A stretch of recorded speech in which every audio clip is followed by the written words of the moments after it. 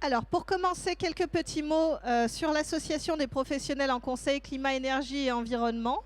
Donc, on fédère tous les professionnels qui vont au quotidien dans les entreprises et collectivités réaliser des missions d'accompagnement et apporter leur expertise sur tous les sujets liés à la transition écologique et notamment plus particulièrement sur la réalisation des plans climat.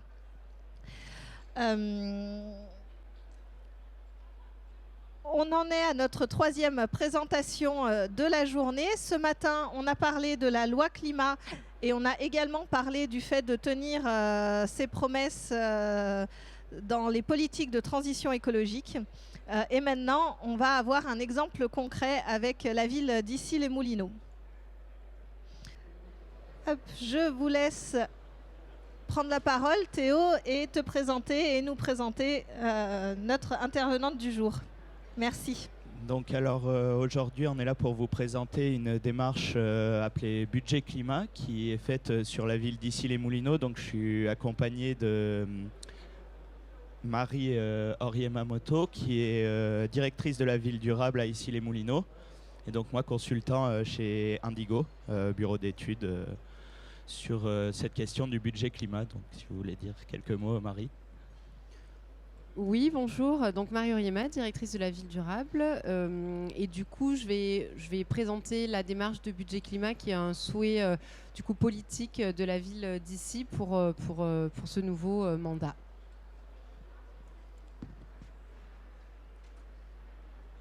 Donc on va commencer déjà par présenter un peu, faire une présentation habituelle, puis il y aura une session de questions-réponses. Et enfin, les supports de présentation seront mis à disposition sur le site de la PCC. Donc bon, voilà, les intervenants s'est déjà présenté. Donc voilà, on va commencer par une première présentation des enjeux climatiques qui ont conduit à mener cette démarche de budget climat. Donc du coup, le constat partagé, c'est que l'objectif qui découle de l'accord de Paris, c'est de maintenir le réchauffement climatique en dessous des 2 degrés, idéalement 1,5 degré. Il est décliné du coup en France avec la stratégie nationale bas carbone. Et l'objectif, donc, c'est d'atteindre d'ici 2050, du coup, la neutralité carbone. Donc, c'est l'équilibre entre les émissions de CO2 et la capacité d'absorption des milieux naturels.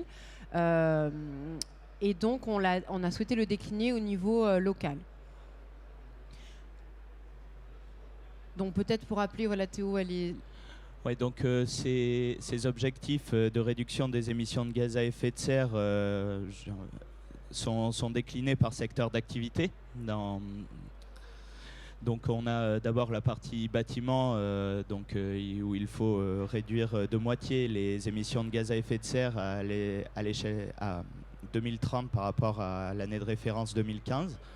Ensuite on a également l'industrie, 35%, les transports, 28%.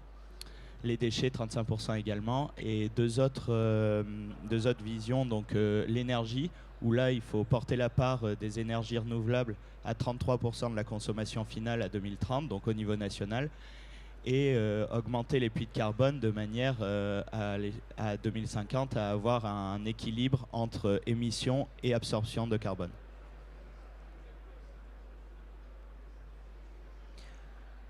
Suite à la déclinaison de ces objectifs, du coup, ça a permis du coup d'expliciter auprès aussi de nos collègues en interne ce que représentent les émissions de gaz à effet de serre, ce qui n'est pas forcément quelque chose qui est manipulé au quotidien, ce que représente du coup la neutralité carbone.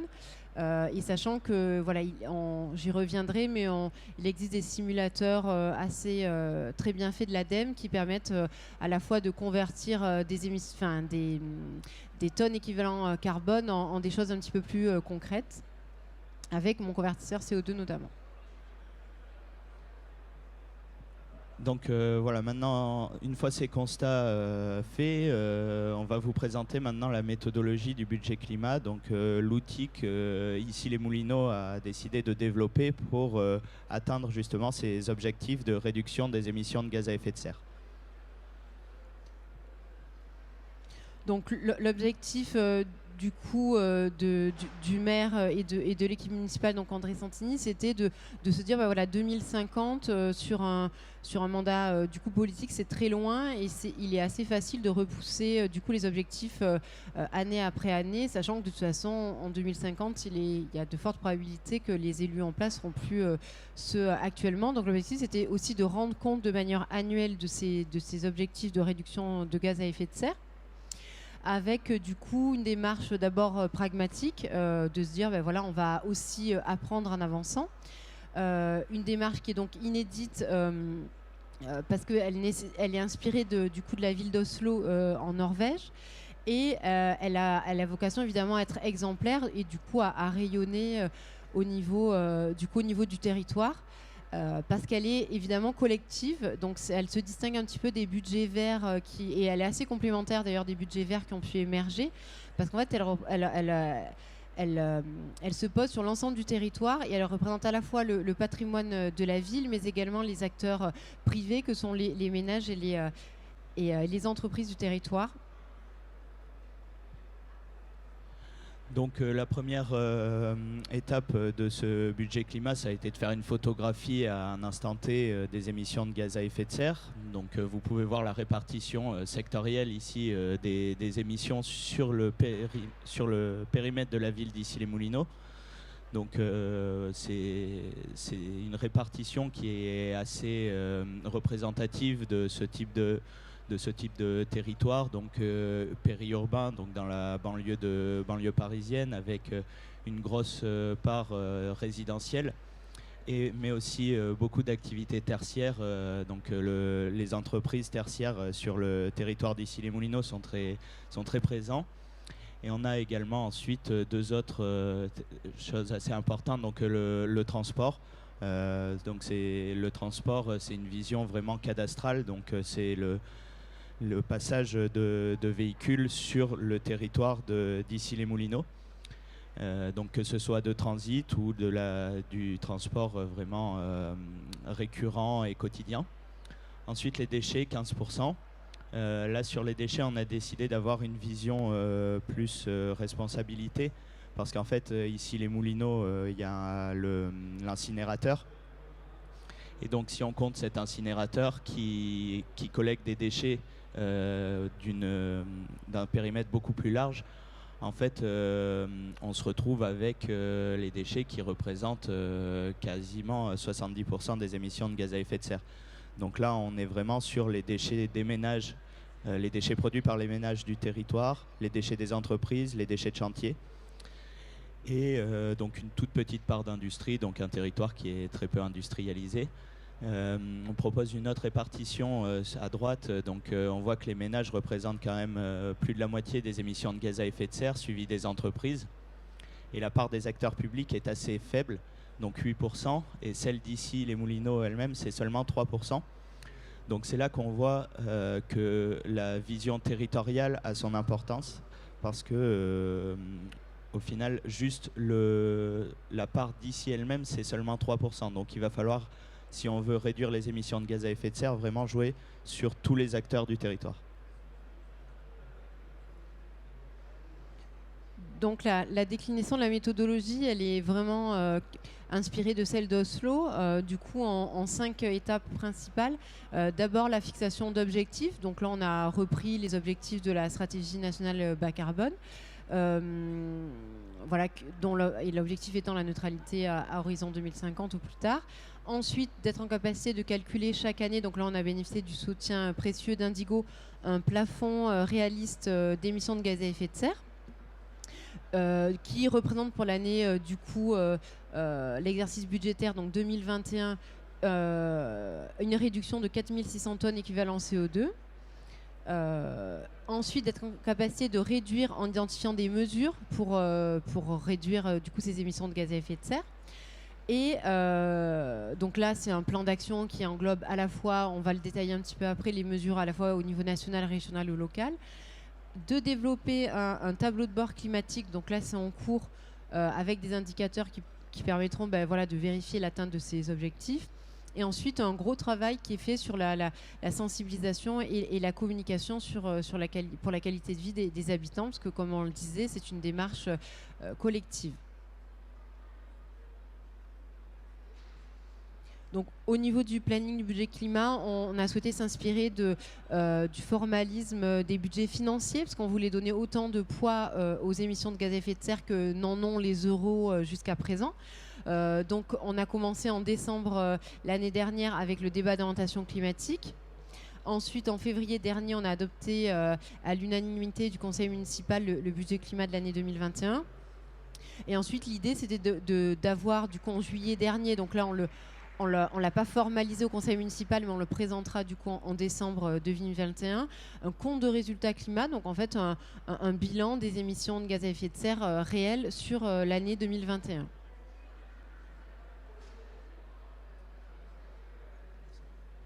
Donc voilà, là c'est les objectifs de réduction qui ont été définis pour la ville, donc par secteur. En fait, là, c'est simplement la déclinaison des objectifs qu'on a vus tout à l'heure par secteur à 2030, qu'on a annualisé selon une répartition linéaire. L'idée, c'est qu'ensuite, pour l'instant, c'est linéaire, mais les réductions effectives vont venir onduler la courbe, je dirais. Et donc, chaque année, l'effort, s'il n'a pas été suffisant une année, il devra être plus important l'année suivante. À l'inverse, si on a fait plus de travail une année, eh ben, ça va permettre d'avoir une petite marge de sécurité, disons, sur l'année suivante. Donc voilà, je ne vais pas rentrer dans les chiffres spécifiques, c'est pas ce qui nous intéresse aujourd'hui. Donc voilà, là c'est ce que je vous disais, la déclinaison à partir de l'année de référence 2015 et une réduction jusqu'à 2030 linéaire. Voilà. Donc maintenant on va rentrer dans le vif du sujet parce que la finalité quand même de ce budget climat, c'est aussi d'être un outil à la fois de suivi des émissions de gaz à effet de serre, mais aussi un outil d'orientation des politiques publiques et de mise en place d'actions concrètes pour la réduction des émissions de gaz à effet de serre. Donc c'est ce qu'on va voir ici. Donc les différents acteurs mobilisés, ils sont répartis en trois, donc les entreprises, la ville d'ici et tous ses partenaires publics et les citoyens. Donc je vous laisse Marie détailler un petit peu. Alors au niveau du plan d'action, après on va revenir en détail, on va dire secteur par secteur sur le plan d'action, mais l'idée c'est à la fois d'agréger des actions qui sont au niveau régional, par exemple la mise en place de la ZFE qui bénéficie du coup au territoire d'ici, le déploiement des bornes de recharge véhicules électriques pour tout ce qui va concerner également la mobilité et également sur l'aspect mobilité, la mise en place d'un plan vélo, mais également tout ce qui peut exister en termes d'incitation à la rénovation énergétique des bâtiments en lien avec l'établissement public territorial Grand Paris Seine-Ouest. La plantation du coup de 500 arbres parce qu'il y a un gros enjeu donc d'augmenter nos puits de carbone. Donc on va planter 500 arbres cette année et avec un objectif de 6000 sur le mandat. L'amélioration des déchets avec du coup en perspective 2024 et le tri à la source des biodéchets et différentes actions de sensibilisation de la population qu'on va détailler juste un petit peu après. Voilà, sur l'aspect bâtiment, donc c'est à la fois la mise à jour de notre bilan d'émissions de gaz à effet de serre, qui est du coup, comme tout le monde le sait, voilà, une obligation réglementaire, mais également le fait qu'on va se doter d'un schéma directeur, de l'énergie en lien avec Grand Paris Seine-Ouest, qui va permettre de piloter en fait les rénovations énergétiques de nos bâtiments à horizon 10 ans et du coup prioriser quel type de bâtiment on doit rénover en priorité, soit en fonction de leur facture énergétique, soit en fonction de leurs émissions de gaz à effet de serre. Voilà. Et du coup, évidemment, l'inscription de ces bâtiments prioritaires dans le cadre de notre plan pluriannuel d'investissement. Et dans celui-ci, on a aussi rajouté des critères environnementaux pour aussi permettre aux élus de pouvoir arbitrer certains projets en fonction de leur... C'est voilà, une sorte de coloration de notre plan pluriannuel d'investissement, comme un petit peu ce qui se fait sur le budget vert. avec voilà, pas mal d'enjeux, évidemment au niveau du futur PLUI. On travaille également avec l'opérateur d'aménagement du territoire afin de disposer d'un maximum d'informations de manière à reconstituer les bilans carbone des opérations d'urbanisme pour regarder le niveau d'artificialisation des sols, les arbres plantés, les types de matériaux utilisés, est-ce qu'ils utilisent bien des matériaux biosourcés. Et en lien avec du coup Grand Paris Seine-Ouest, pas mal d'enjeux sur la rénovation énergétique, donc cette fois-ci plutôt orienté citoyen, avec des aides Déclic Énergie. Ils ont mis en place un guichet unique et un programme plutôt orienté maison individuelle, donc facile à réno. L'objectif, c'est de construire un référentiel d'aménagement durable et voilà, ils vont mettre en place un fournisseur d'électricité verte également. Donc on voit qu'il y a beaucoup aussi d'actions en fait qui s'appuient sur des organismes hors ici les Moulineaux, notamment GPSO, parce qu'il y a des compétences que la ville n'a pas, mais pour lesquelles il est urgent d'agir pour réduire les émissions de gaz à effet de serre. Donc l'appui sur ces partenaires, donc là on a vu que GPSO, mais on en reverra un peu plus tout à l'heure, c'est un enjeu fort et c'est un peu ce qu'on retrouve dans les démarches PCAET aussi. Du coup, sur le volet transport, l'impact de la ZFE, donc cette année au critère 4, du coup, avec Théo a pu chiffrer voilà, que ça représentait 64% de notre objectif du coup annuel, donc c'est pas négligeable, sachant que le critère 3, ça sera encore plus efficace. On l'a évoqué, la mise en place de recharge de véhicules électriques, donc il y a du coup depuis la rentrée 91 points de recharge, donc forcément ça va aussi inciter les citoyens à changer leur mode de déplacement. Et voilà, en lien avec du coup la région Île-de-France, Île-de-France Mobilité, l'augmentation du nombre de Vélib et un plan vélo pour pérenniser les pistes cyclables déployées récemment. Sur l'aspect transport, donc là, du coup, la cartographie d'un plan de mobilité du coup en interne pour aussi essayer d'inciter les agents de la ville dans leur domicile, entre leur déplacement domicile-travail, à utiliser des modes de déplacement décarbonés, sachant qu'il y a une grande majorité qui habite dans un rayon de moins de 5 km, donc on pourrait tout à fait imaginer des modes de déplacement plus doux. Et voilà, et un enjeu sur les déplacements professionnels avec de la décarbonation de la flotte du coup municipale qui est déjà en grande partie faite, mais qu'on va du coup continuer au maximum. Sur les déchets, donc on a travaillé avec l'opérateur de collecte des D3E, donc les déchets électriques et électroniques, pour permettre la collecte au domicile, du coup sur rendez-vous, et du coup favoriser ce recyclage de ces déchets qui ont c'est très polluants.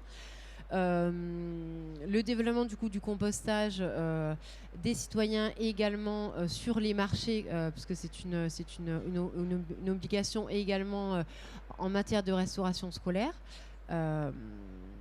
L'élaboration du coup d'un plan au niveau de Grand Paris Seine-Ouest de prévention des déchets ménagers assimilés et du coup avec nos collègues de Grand Paris Seine-Ouest on prépare l'extension de la collecte des biodéchets qui devra être effective, qui va commencer du coup à partir de novembre 2022 et qui devra être effective au 1er janvier du coup 2024. Et ensuite sur les enjeux d'énergie, donc pas mal de sujets autour de l'hydrogène, donc le souhait de création d'une station à hydrogène à la fois de distribution et de production, couplé à une station de logistique du dernier kilomètre et des jardins partagés en toiture, le projet également d'un schéma des directeurs des énergies au niveau de Grand Paris Seine-Ouest et l'objectif de créer un espace du coup en lien avec Seine-Ouest Habitat et Patrimoine, Hydrosène, donc avec des logements du coup à la fois sociaux et plus classiques, du coup chauffés à l'hydrogène. Un fort enjeu sur la sensibilisation, parce on est sur des sujets, donc pas mal d'actions qui ont été résumées là en termes de sensibilisation du coup externe. Donc il y a eu la mise en place du coup d'une web série, ça commence par ici, qui vise en quelques minutes à faire des focus sur les principaux enjeux du climat. Donc il y en a eu sur les mobilités, il y en a eu sur les biodéchets, enfin voilà, il y en a eu sur pas mal de sujets. Évidemment, la présentation du budget climat, donc comme priorité forte à l'ensemble des instances participatives, que ce soit les jeunes, les conseils de quartier, etc. La réalisation de fresques du climat, qui sont des outils assez ludiques pour sensibiliser le plus grand nombre aux enjeux climatiques. La mise en place d'un défi zéro carbone citoyen, donc c'est l'accompagnement pendant 5 mois de 30 familles volontaires sur les enjeux de sobriété carbone, en lien avec les associations environnementales locales. Le travail d'un référentiel de bonnes pratiques événementielles avec nos différents collègues au service culture, vie des quartiers, etc. Et un fonds de dotation ici Agir pour le climat en lien avec des mécènes du coup privés. Et en interne, parce que c'est aussi important de sensibiliser l'ensemble des services, parce que même si la ville ne représente que 3% des émissions de gaz à effet de serre, elle a aussi un pouvoir d'action indirect auprès de ses prestataires dans le cadre de sa commande publique. Du coup, la mise en place de newsletters, également fresques du climat, des ateliers du coup de sensibilisation, donc do it yourself avec les associations du coup environnementales locales, par exemple pour réduire ses déchets de manière très concrète. Voilà, je peux aussi faire mon chapouin en quelques minutes, etc. Des formations à la sobriété numérique, parce qu'il y a pas mal d'enjeux en termes aussi de réduction de notre impact carbone en matière numérique. Et la mise à jour de notre guide de l'éco-agent, qui datait un petit peu, en intelligence du coup collective avec les différents collègues de la ville. Et une cartographie du coup qu'on réalise en lien avec nos collègues du coup du SIG. On végétalise, du coup on a végétalisé une quarantaine d'espaces en 2021 et on va faire la même chose en 2022, en plus de projets de végétalisation des cours d'école, donc en cours oasis. Et l'idée c'est du coup de cartographier en open data ces sites de manière à les identifier et à être en capacité de calculer. Donc là ça représente en 2021 1500 mètres carrés débitumés, donc c'est pas négligeable pour environ 350 000 € investis. Et de calculer en parallèle le nombre d'arbres qui ont pu être plantés sur le territoire pour aussi en rendre compte aux citoyens. Donc voilà pour la présentation du plan d'action et puis de la méthodologie. Donc voilà, maintenant ça serait plus une phase d'échange si vous avez des questions, des complémentarités à apporter. Voilà, on vous écoute. Bonjour, c'est bon, ça marche. Une question de newbie. Je vais devoir m'occuper d'un bilan carbone d'une petite municipalité bientôt. Quels seraient les trois points d'attention, les 3 conseils que vous me donneriez pour démarrer? Pour un bilan carbone réglementaire Tout à fait. L'idée d'abord c'est de bien définir le périmètre avec la collectivité, donc de savoir sur quoi elle peut agir, et elle sait un peu déjà normalement qu'est-ce qui consomme le plus et ce qui va le plus émettre. Il ne faut pas trop s'éparpiller, notamment sur ce qu'on appelle le scope 3, donc les émissions indirectes liées aux achats de biens, etc. En fait, on voit qu'il y a beaucoup de points qui vont demander beaucoup de travail de collecte, qui vont demander aussi beaucoup d'hypothèses qui vont être parfois fausses et qui finalement ne vont pas avoir un gros impact sur les émissions de gaz à effet de serre. Donc je pense que le premier point, c'est de bien définir le périmètre avec la collectivité, pour que le bureau d'études puisse bien faire son travail et pour que le bilan carbone puisse être utilisé ensuite. Il faut aussi, en deuxième point, je dirais, ça serait qu'est-ce que la collectivité veut faire de ce bilan carbone. Est-ce que c'est un bilan carbone réglementaire pour répondre à la réglementation, ou est-ce que c'est vraiment un outil de constat de qu'est-ce qu'il y a et ensuite derrière faire un plan d'action? Voilà, je pense que c'est 2 points. Je ne sais pas si j'en ai vraiment un troisième, mais... Alors j'ai une question complémentaire pour faire le 3e point. Je trouve ça plus simple pour une entreprise presque de structurer la démarche de collecte des informations. On le fait soit par département, soit par site.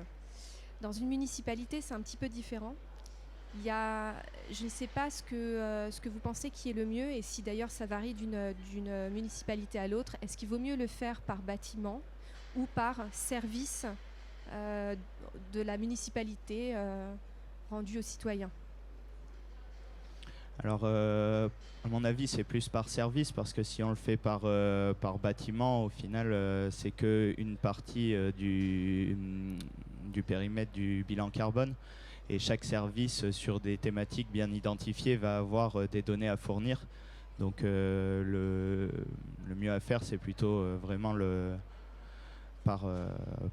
par service, et faire un entretien avec chaque service identifié comme pouvant apporter de la donnée, et aussi ensuite pouvoir agir sur ses compétences pour réduire ses émissions. Donc là-dessus, c'est ce qu'on a fait dans le cadre du budget climat. On a fait des entretiens avec les différents services, des fois mutualisés si on voit qu'il y avait des passerelles. Voilà. Sachant qu'il y a deux enjeux essentiels, il y a effectivement le service qui gère les bâtiments, donc il y a, enfin en tout cas dans une collectivité, il y a un gros enjeu de rénovation éventuellement thermique des bâtiments. Et le deuxième sujet, c'est dans une collectivité, ça va être les transports. Enfin, si on est dans le bilan d'émissions de gaz à effet de serre, on va dire réglementaire, c'est l'enjeu de transport. Quelle est la flotte comment est constituée la flotte municipale, est-ce qu'il y a des véhicules électriques ou pas, est-ce qu'il y a des vélos électriques, enfin voilà, c'est les deux gros postes du bilan carbone d'une collectivité, quoi. Après on peut aller effectivement plus loin comme on a essayé de le faire, mais en tout cas sur l'aspect réglementaire, c'est les deux principaux postes.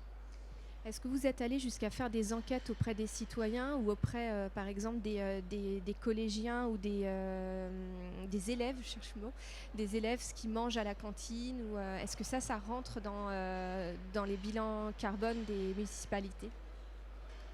Alors non, dans le bilan carbone, ça peut être intégré dans le bilan carbone, mais ça demande vraiment, c'est une prestation quand même très élevée de bilan carbone. Et puis au final, quel impact ça va avoir sur les émissions de gaz à effet de serre, c'est pas très... Après, il y a, on sort un peu du cadre purement réglementaire, mais effectivement, la réduction du coût de notre alimentation carnée, elle impacte énormément notre empreinte carbone individuelle et du coup celle du territoire. Donc après, il y a par ailleurs des enjeux autour de repas de substitution végétariens qui existeraient, de toute façon qui sont possibles d'ores et déjà dans le cadre réglementaire. Donc ça rentre pas, on l'a pas piloté en termes de, mais on a demandé un bilan carbone à notre délégataire de restauration scolaire, parce que c'est une délégation de service public, donc on lui a demandé un bilan carbone. Et effectivement, il s'est rendu compte qu'une façon assez simple de réduire les émissions de gaz à effet de serre, c'était de faire diminuer la quantité de viande rouge, a fortiori, dans les repas. Donc ça, c'est tout à fait possible, mais ça a traité de manière peut-être un petit peu spécifique par rapport au bilan carbone réglementaire, parce que c'est un focus un peu particulier, mais c'est vrai que les communes gérant les établissements maternels et élémentaires, ça peut être intéressant de fixer des objectifs de réduction des repas carnés et les départements, les collèges, etc. Ça peut être effectivement des pistes d'action intéressantes. Ouais. Merci beaucoup. Oui, mais merci pour cette présentation. Moi, j'avais une question, deux questions. D'abord sur la méthode de priorisation. Quand vous dites on a essayé de définir un plafond réaliste, est-ce que vous pouvez donner quelques précisions sur comment est-ce que c'était fait par rapport à des objectifs de la ville avant la réalisation du bilan carbone? Est-ce que les citoyens ont été associés à ça? Ça, c'est mon premier sujet. Et puis sur le bilan carbone proprement dit, vous avez évoqué l'impact important de l'incinérateur. Donc on comprend bien qu'effectivement on cible que les déchets de la ville pour avoir une vision de la ville, mais du coup il y a un sujet de l'ensemble des clients de cet incinérateur. Donc est-ce que vous avez l'ambition de partager des plans d'action à plus grande échelle pour essayer de réduire plus globalement l'impact de l'incinérateur? Alors sur la définition du plafond, en fait, c'est l'application des pourcentages de réduction définis dans la SNBC, donc la stratégie nationale bas carbone à 2030, qui ont été appliqués sur les émissions de gaz à effet de serre de la ville, et donc ensuite après déclinés année par année de manière linéaire. Et en fait après, avec les évolutions de Oui, mais comment prioriser les actions à l'intérieur pour accéder Alors la priorisation des actions, l'idée c'est de vraiment pouvoir toucher tous les secteurs. Et là, comme on est sur un démarrage de bilan carbone, c'était les actions qui sont déjà définies un peu par la ville, donc qui sont en émergence. Je vous laisse compléter, Marie. Voilà, sachant que de toute façon, sur la priorisation, donc, on a vu qu'il y avait les 3 acteurs, donc il y a la ville d'Issy-les-Moulineaux, les citoyens et les entreprises. Donc si on parle de la ville d'Issy-les-Moulineaux, nous, de toute façon, un des gros enjeux, ça va être notre patrimoine, parce qu'on est quand même propriétaire de plusieurs dizaines de bâtiments, une centaine même. Donc en fait, on a déjà un schéma directeur de l'énergie qui est en cours. Donc en fait, on va du coup intégrer, par contre, ça met un petit peu de temps à se réaliser, donc on va avoir les résultats à la fin de l'année. Donc on va intégrer en fait le plan d'action de ce schéma directeur dans notre budget climat, parce que ça va être un gros contributeur de manière positive, parce qu'évidemment si on rénove un bâtiment, et on priorisera aussi avec en tête les enjeux à la fois de facture énergétique, mais aussi surtout de GES. On va peut-être se dire ce bâtiment là on va le rénover en priorité, parce qu'au final la facture est importante, mais il émet d'autant plus d'émissions de gaz à effet de serre que tel autre bâtiment. Donc voilà sur la priorisation. Après, on a pas mal d'enjeux autour de la sensibilisation, parce qu'en fait, vu qu'on représente 3%, on se dit, en fait, on n'atteindra pas nos objectifs de toute façon si on est les seuls à agir. Donc, en fait, l'objectif, c'est vraiment donc, on a commencé avec les citoyens parce que ça nous paraissait important. Voilà, parce qu'en tant que citoyen, on est aussi des fois salarié. Enfin, on peut avoir plusieurs casquettes. Donc, le défi zéro carbone nous paraissait intéressant parce que il permettait de toucher tous les citoyens puis de se rendre compte qu'en fait, on est entre 10 et 12 tonnes. Individuellement d'emprunt. Donc en fait, pour arriver à 2 tonnes, il va falloir qu'on fasse des efforts, mais tous, quoi, pas juste avec notre casquette professionnelle, mais tous en tant que citoyens.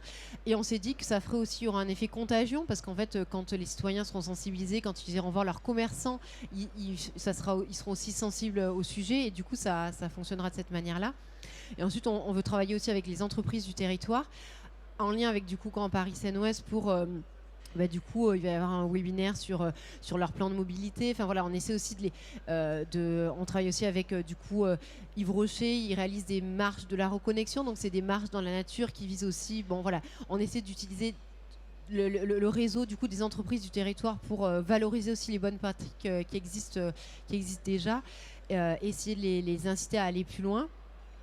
Mais c'est vrai que le plan d'action, il va aussi se construire en marchant, quoi. Enfin voilà, on va aussi s'améliorer au fur et à mesure du temps. Ouais, l'outil budget climat, un point important sur cet outil, c'est que c'est un outil en amélioration continue en fait. On le met en place, ça commence à se structurer. On a une vision des émissions de gaz à effet de serre, mais on va collecter de plus en plus de données, on va informer tous les publics, donc on va pouvoir récupérer d'autres données. Donc l'idée, c'est vraiment de l'améliorer d'année en année et qu'il soit de plus en plus précis, de plus en plus capable de mobiliser tous les acteurs. À Oslo, c'est ce qu'on voit en fait. Au début, ils sont partis, ils avaient quasi rien, et ils ont intégré de plus en plus de choses. C'est vraiment... L'idée, c'est de pouvoir structurer un suivi annuel des émissions de gaz à effet de serre et de mettre des actions en face. Et donc, une amélioration continue de cet outil. Ce n'est pas un outil fixe, quoi. Voilà, sachant que l'objectif, c'est aussi la prise de conscience de tous, à la fois évidemment les décideurs politiques, les citoyens, les entreprises du territoire, que c'est une priorité et un enjeu très fort du territoire. Merci beaucoup. Après, peut-être en complément, pour du coup, l'ensemble de ce qui a été évoqué est disponible sur ici.com, donc à la fois la méthodologie du budget climat, les différentes ressources qu'on a mis à disposition auprès des citoyens. Donc n'hésitez pas à consulter le site internet si besoin, ou me solliciter ou solliciter Théo. Ouais, il y a un gros volet de communication externe sur ce budget climat, et la ville d'Issy travaille énormément sur l'affichage d'un tableau de bord, notamment de ce budget climat, et de pouvoir le partager au plus grand nombre. Merci beaucoup.